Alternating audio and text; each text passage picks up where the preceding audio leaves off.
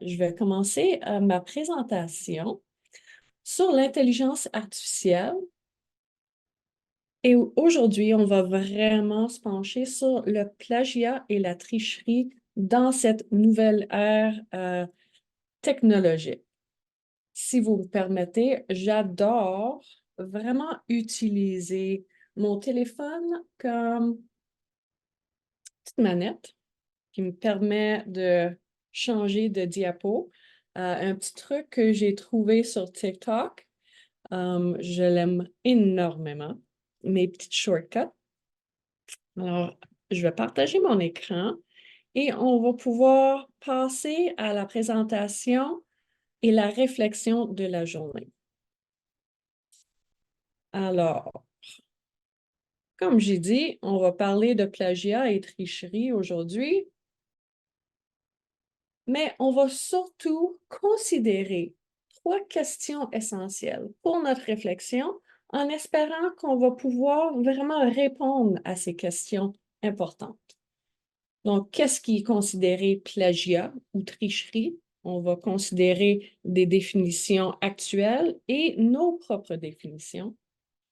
Et vraiment, ça, c'est le noyau de tout, selon moi. Qu'est-ce qui mène les élèves à tricher ou à plagier? Il y a une différence entre les deux. On va aborder ça dans quelques petits instants. Et comment puis-je, en termes d'enseignant ou direction d'école, adapter mon enseignement ou mon appui aux enseignants afin de réduire les incidences de plagiat et de tricherie? N'hésitez pas à poser vos questions, mais on va partir avec 2 définitions que j'ai trouvées récemment. Donc, le plagiat, c'est le fait de ne pas respecter les règles de citation de source.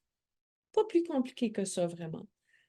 Ça peut être un acte volontaire ou non, c'est-à-dire qu'un élève peut ne pas respecter ces règles-là par volonté, parce qu'il voulait passer par ça, ou parce que l'élève ne savait pas comment citer ses sources, ne savait pas qu'il devait citer ses sources. En cette ère technologique, oui, c'est possible, mais on va considérer l'autre aspect aussi. Donc, la tricherie, c'est vraiment, avec la fraude, lié à des agissements volontaires, donc un comportement, ou c'est peut-être considéré la négligence. Alors, quand on considère le plagiat, quand c'est volontaire, c'est aussi la tricherie. Quand ce n'est pas volontaire, ce n'est pas considéré la tricherie. Donc, voici les 2 définitions que j'ai trouvées. Mais vous avez peut-être considéré qu'il y a des nouvelles définitions ou vos propres définitions de plagiat et de tricherie.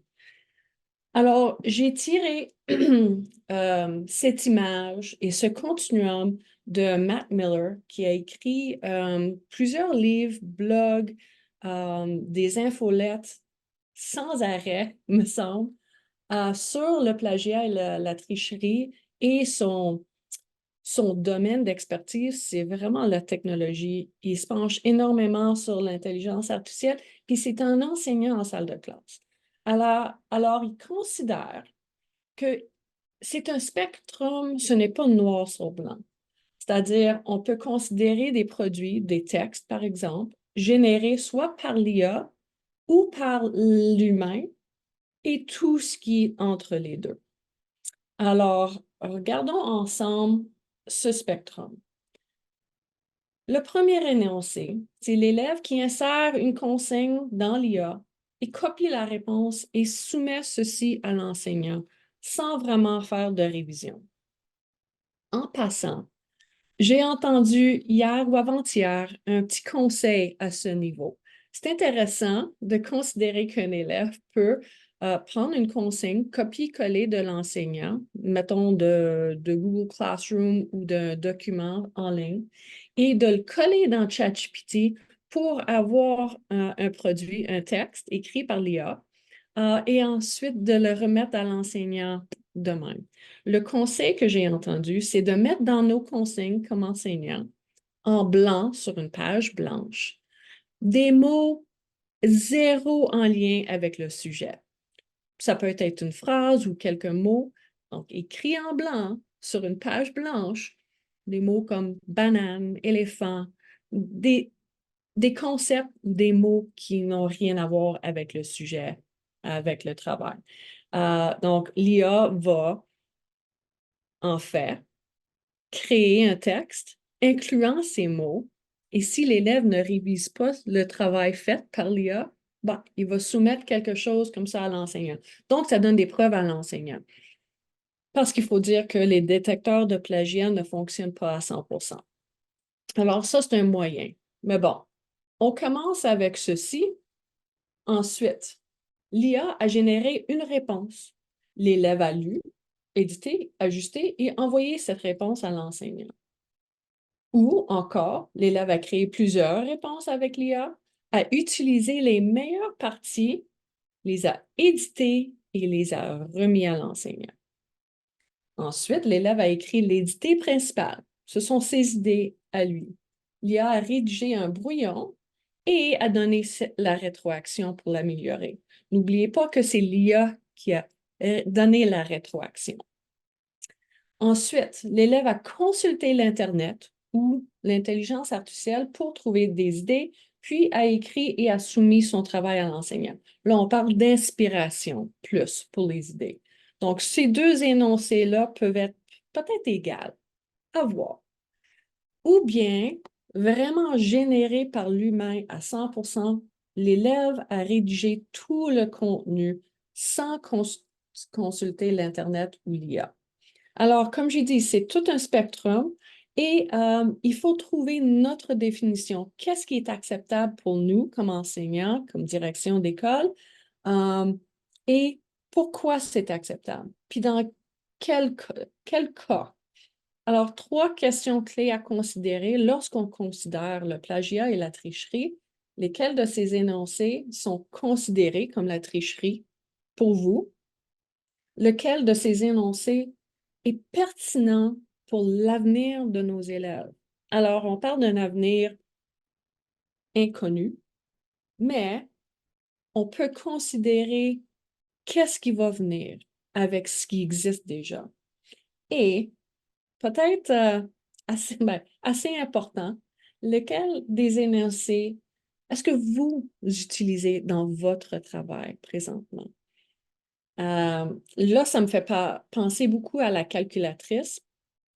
On utilise des calculatrices régulièrement. En fait, je l'ai dans mes mains en ce moment. Je l'amène partout avec moi, comme vous d'ailleurs. Peut-être que vous l'utilisez, peut-être que pas, mais en même temps, on utilise une technologie qui existe dans notre quotidien. Alors, il faut penser, nos élèves le font aussi, ils vont peut-être le faire, puis à quel point est-ce que c'est acceptable pour nous comme enseignants? Si c'est acceptable, mais comment est-ce qu'on va guider nos élèves? Si ce n'est pas acceptable, mais qu'est-ce qu'on fait pour prévenir l'utilisation?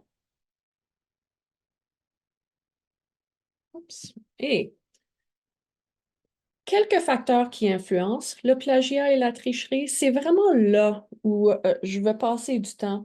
C'est considérer qu'est-ce qui mène nos élèves à tricher. Donc, il y a quatre facteurs, quatre catégories de facteurs qui existent.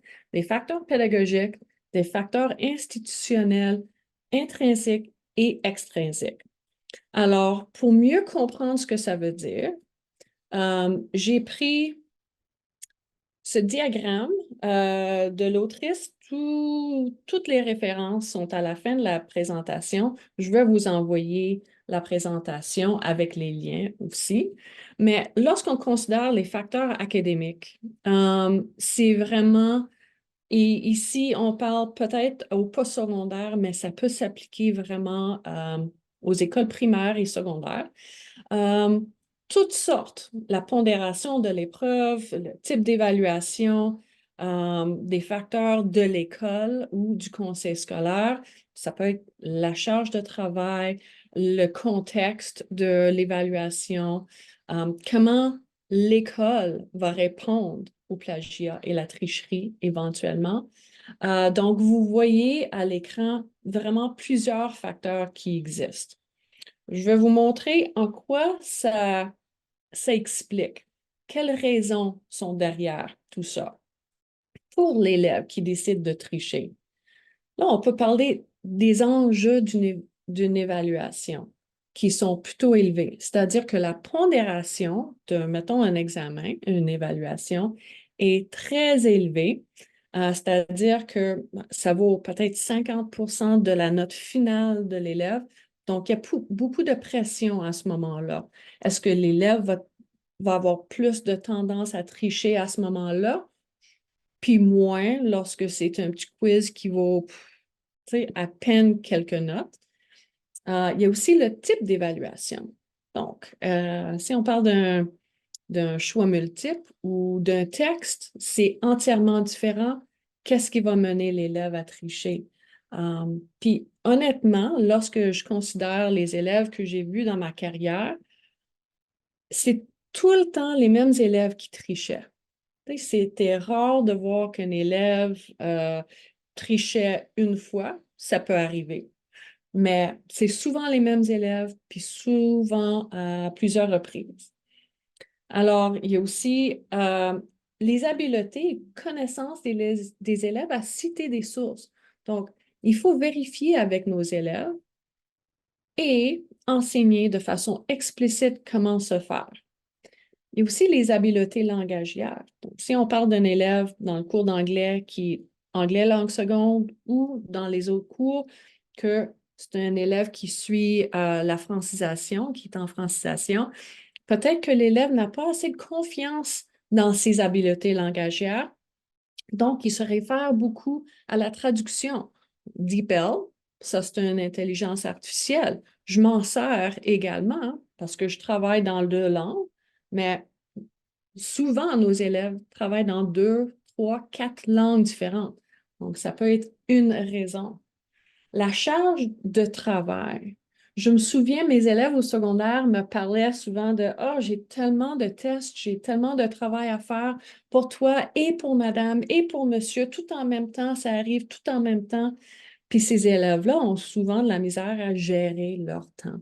Donc, pour être efficaces, ils vont tricher, ils vont plagier. Oh, peut-être un petit paragraphe ici et là, mais c'est du plagiat. Il y a aussi la perception des conséquences. Donc, il y a certains enseignants qui vont complètement ignorer le plagiat. Puis, si les élèves le savent, ils vont peut-être le faire parce que c'est plus facile, ça me sauve du temps.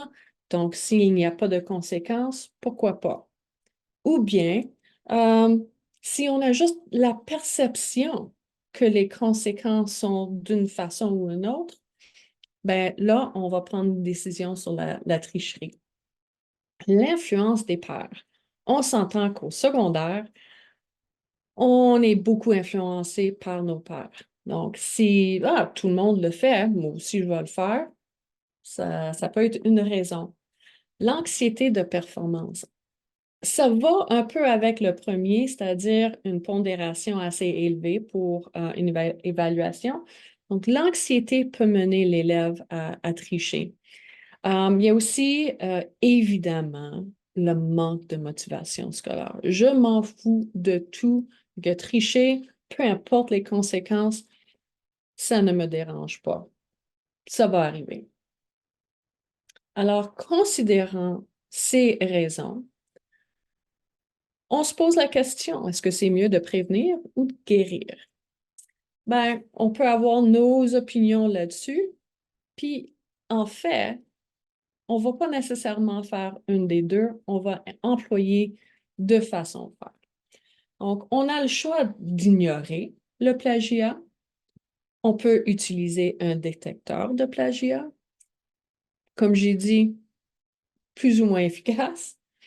On peut créer une communauté collaborative à l'intérieur de l'école ou à travers plusieurs conseils, peu importe, juste pour avoir un appui, des idées, des stratégies, parler ensemble pour ne pas se sentir aussi autant isolé qu'on pourrait.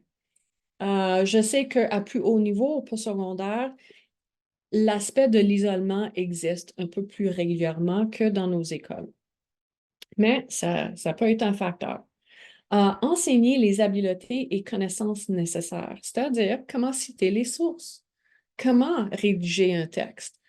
Juste ce fait-là d'enseigner explicitement, ça peut donner beaucoup plus de confiance à nos élèves, donc moins de chances qu'ils vont tricher.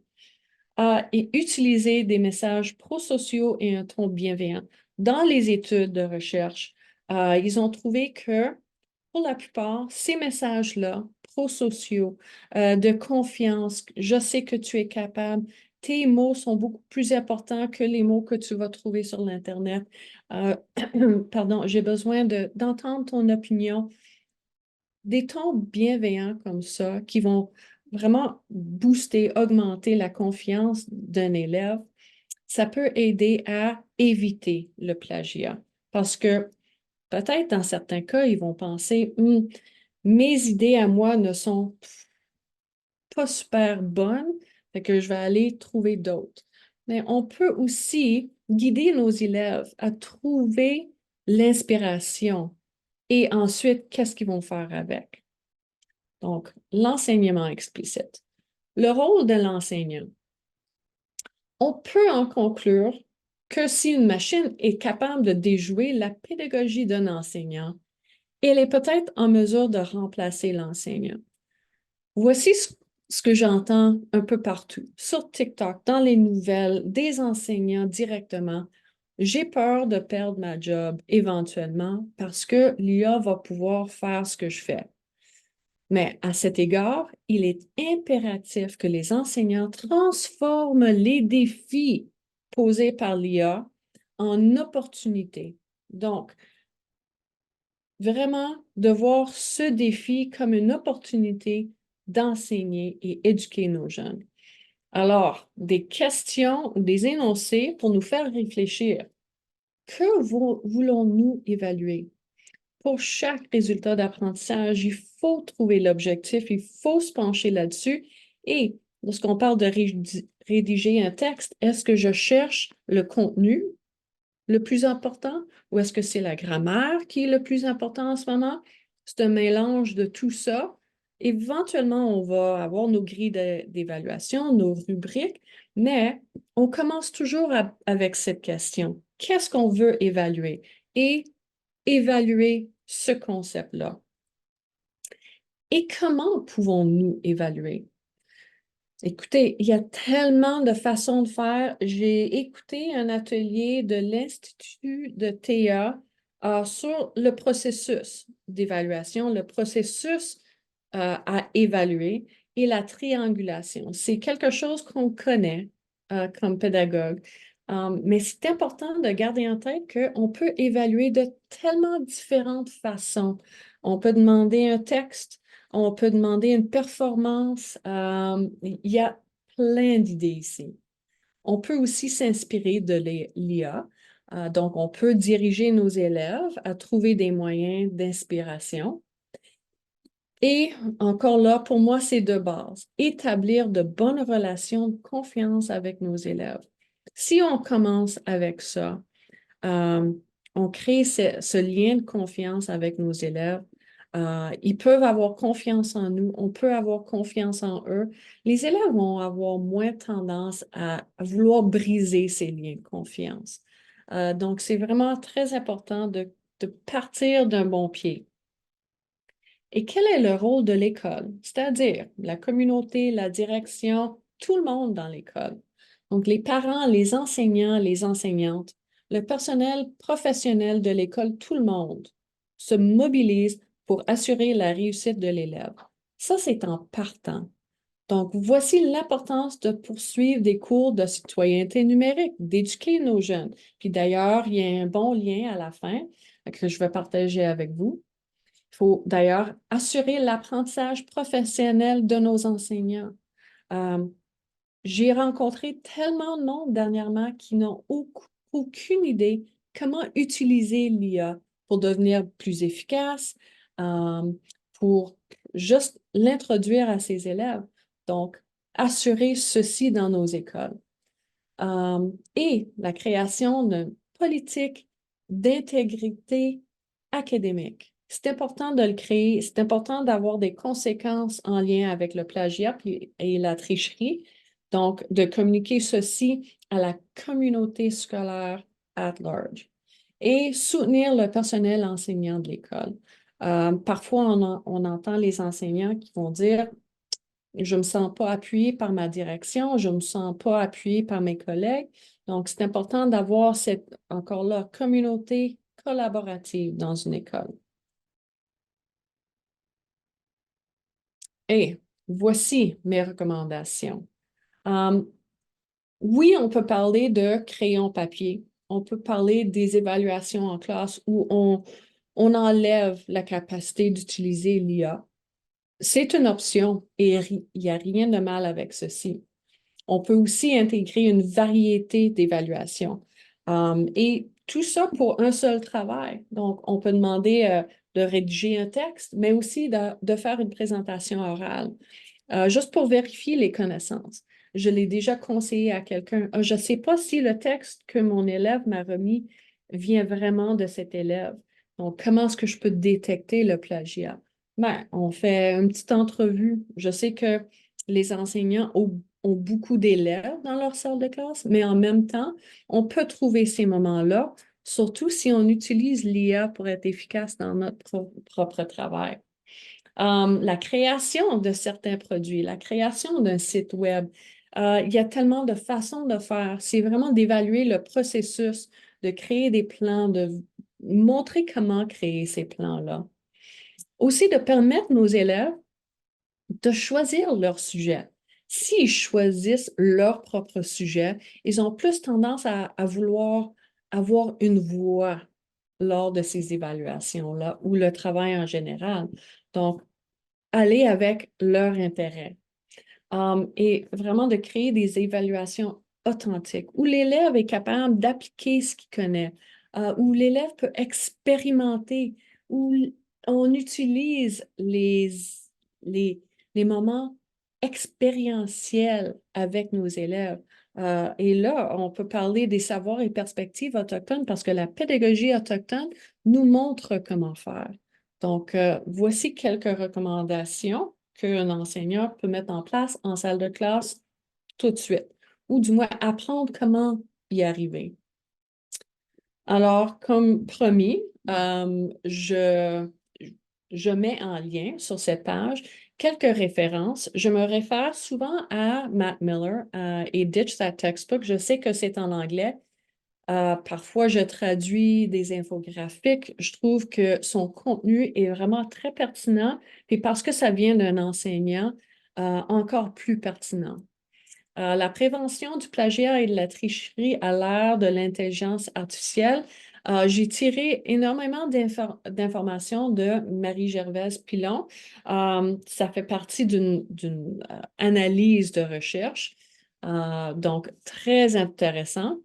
Éduquer les élèves à l'intelligence artificielle, encore là, École branchée nous fournit tellement de ressources.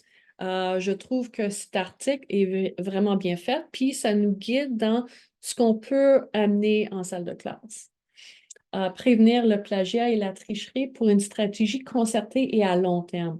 Voici un autre lien qui va peut-être vous permettre de vraiment considérer des stratégies plus en détail. Ce dernier article, très intéressant en anglais aussi, ChatGPT, Bullshit Spewer or the End of Traditional Assessments in Higher Education. Même si on parle de postsecondaire ici, je trouve que c'était intéressant de considérer qu'est-ce que ChatGPT nous fournit, puis à quel point nos évaluations sont importants. Puis il faut considérer ce qu'on donne aux élèves, ce qu'on leur demande de faire.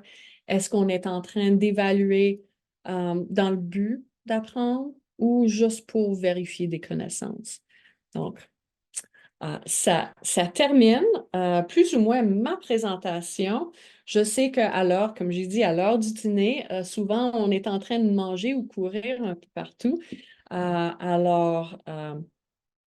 Voici la présentation. J'ouvre la parole le micro à n'importe qui aurait des questions, des commentaires, un petit débat à commencer, parce que c'est sûr qu'on a nos propres convictions, euh, mais à vous de parler.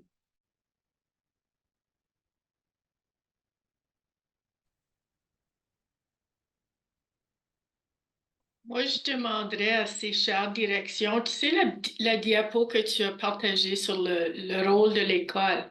Oui. Et présentement, c'est quoi la réalité dans les écoles et qu'est-ce qu'ils ressentent? Est-ce qu'ils entendent les questions de leur personnel?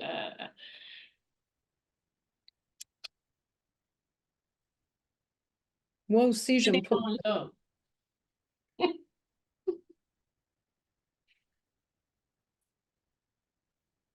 Bonjour, André. André. Bonjour.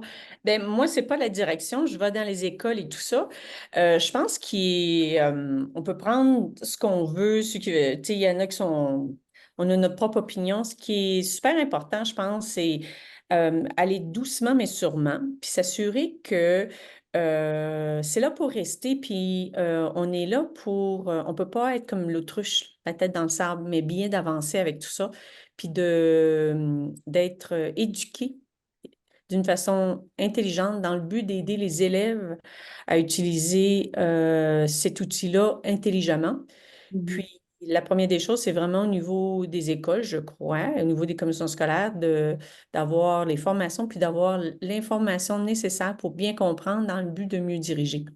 Donc, je pense que c'est comme ça que ça se passe dans les écoles. Puis, même si on voudrait mettre un- un frein à tout ça, ce qui est super important, c'est de s'assurer que ces enfants-là ne soient pas illettrés dans ce Mhm. milieu-là parce qu'ils vivent là-dedans, puis ils n'ont pas le choix. Donc, peu importe nos croyances, on n'a pas le choix de leur montrer, comme on leur a montré, utiliser une calculatrice qui était défendue dans le temps, les ordinateurs qui étaient défendus dans le temps. On ne peut plus forcer les enfants à la bibliothèque, aller chercher à septième étage un article dans un livre, puis un autre article dans un autre. Ce n'est plus la réalité, mais il faut bien les former en conséquence. Puis je pense que l'intelligence artificielle, c'est comme montrer d'autres choses, comment faire une citation, comment faire des trucs comme ça. C'est la même chose avec ce phénomène-là, c'est faut éduquer pour qu'on continue dans l'ignorance. Et c'est ce que UNESCO, qui est le document qu'on avait parlé, Barbara, là, qui indique de A à Z qu'on ne peut pas faire un écart au niveau de la société, mais qu'il faut bien essayer de mettre ça le plus au même niveau en informant puis en utilisant ce qu'on a pour éduquer le monde au complet. Donc, c'est tout. Ben, c'est bien apprécié. Merci, André. En fait, euh, ce que j'ai entendu récemment, je- je- c'était une enseignante qui faisait partie d'un atelier où je parlais en général de l'intelligence artificielle. Elle me disait, mais je comprends pas. Tu sais, avec tout ça, avec l'intelligence artificielle, je vois une augmentation de tricherie et de plagiat dans ma classe. Elle était bien frustrée avec ceci. Euh, donc, tu sais, mes conseils que j'ai donnés aujourd'hui, que je continue à donner, ça, c'est vraiment en lien avec, il faut s'éduquer nous-mêmes pour pouvoir aider nos jeunes à utiliser l'intelligence artificielle de façon éthique. Ce n'est pas toujours évident, mais ça existe une panoplie de formations, d'ateliers, webinaires, toutes sortes sur l'intelligence artificielle. Ça sort à tous les jours. J'ai l'opportunité d'en apprendre davantage, soit en anglais ou en français ou n'importe quelle autre langue. Donc, l'opportunité existe pour nous comme professionnels. Maintenant, pourquoi est-ce que les élèves trichent beaucoup dans sa classe? Ben, peut-être c'est parce que elle n'a pas créé de lien avec ses élèves, parce que peut-être elle utilise les mêmes travaux, les mêmes évaluations qu'elle a utilisées pendant 20, 25 ans. Il faut commencer à changer nos façons de faire aussi. Donc, ça fait peur, absolument. Mais on va pas freiner ça, évidemment. Euh, j'ai entendu, même ce matin, un débat sur les cellulaires dans les écoles. Au Québec, au BC, je pense qu'ils vont vouloir le faire bientôt à BC, puis il y a une autre province, je ne me souviens plus si c'était l'Ontario, mais ils ont des politiques strictes en termes de cellulaire dans les écoles. Ne sont pas permis du tout. Est-ce que c'est la bonne chose à faire? Oui, les études nous montrent que nos élèves ont beaucoup de difficultés avec cette distraction. C'est une distraction, en fait, puis ça prend beaucoup de temps pour revenir.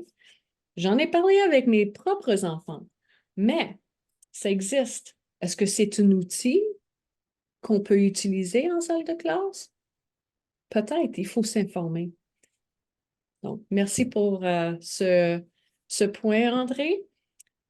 Merci beaucoup d'être ici aujourd'hui, tout le monde.